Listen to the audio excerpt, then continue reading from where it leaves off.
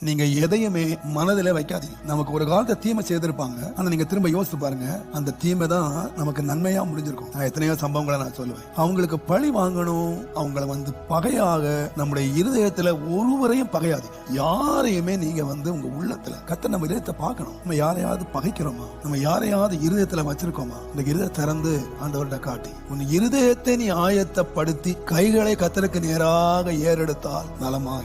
எரேமியா சொல்றார், உங்கள் கைகளோடு கூட உங்கள் இருதயத்தையும் கர்த்தருக்கு முன்னாய் கொண்டு வந்து வையுங்க. அவர் என்னை ராக்காலத்திலே சோதித்து பார்த்து ஒன்றும் அதுல இல்லை என்று கண்டுபிடிச்சார் என்று சொல்லுகிறது போல நம்முடைய இருதயம் ராத்திரி படுக்கைக்கு எரிச்சலோட கோபத்தோட போகாத, நீ கசப்போட படுக்க போகாத. ஏன்னா நீ கண்ணு முழிச்ச உடனே சந்திக்க போகிற ஆள் யாருன்னு கேட்டீங்கன்னா முதல் சந்திக்க போறது யாரு? அவர் தேவன். அவர் தான் முதல்ல சந்திக்க வேண்டிய ஆள். எரிச்சலோட தூங்கி எரிச்சலோட போய் அவரை பார்க்க முடியாது. ஆயத்தமாகி காத்து காலையில இருதயத்தை பாரு ஆண்டவரே,